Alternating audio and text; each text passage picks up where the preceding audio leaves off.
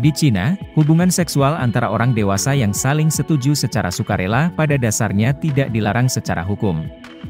Di Cina, terdapat beberapa larangan dan batasan yang diberlakukan terhadap perempuan. Pemberlakuan kebijakan keluarga satu anak, pada tahun 1979, Cina menerapkan kebijakan keluarga satu anak untuk mengendalikan pertumbuhan populasi. Untuk lebih lengkapnya silahkan tonton di pembahasan video berikut ini.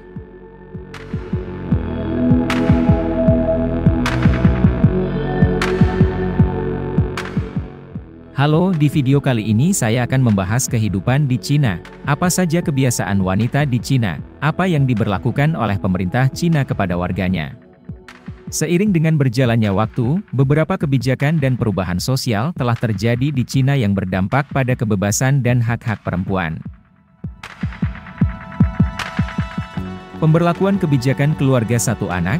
Pada tahun 1979, Cina menerapkan kebijakan keluarga satu anak untuk mengendalikan pertumbuhan populasi.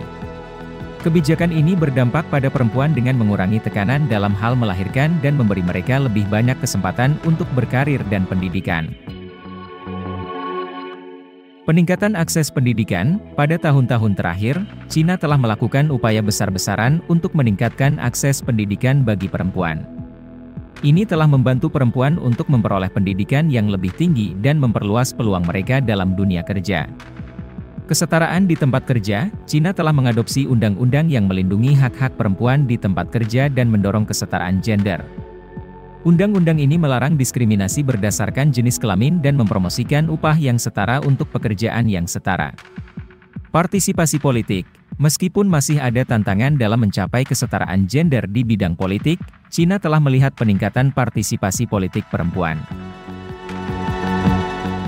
Saat ini, perempuan di Cina memiliki hak untuk memilih dan dipilih dalam pemilihan umum dan ada upaya untuk meningkatkan perwakilan perempuan dalam lembaga politik.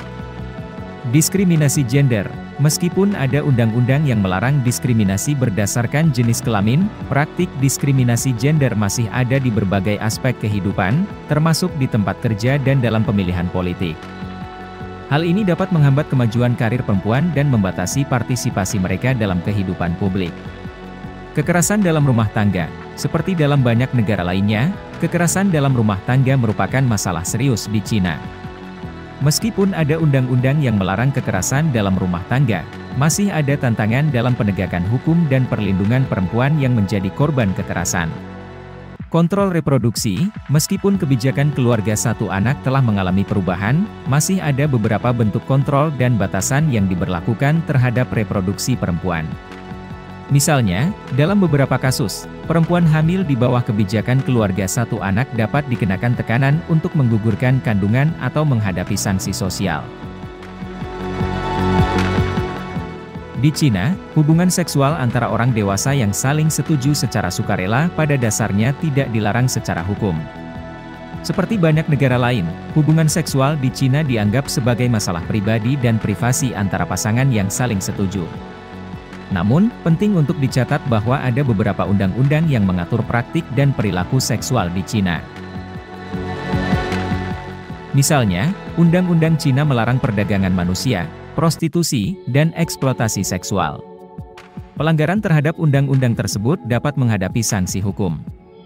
Selain itu, penting untuk diingat bahwa di berbagai negara dan budaya, norma sosial dan nilai-nilai masyarakat dapat mempengaruhi pandangan dan pendekatan terhadap hubungan seksual. Norma dan praktik sosial di Cina dapat bervariasi tergantung pada wilayah geografis, agama, tradisi, dan faktor-faktor budaya lainnya.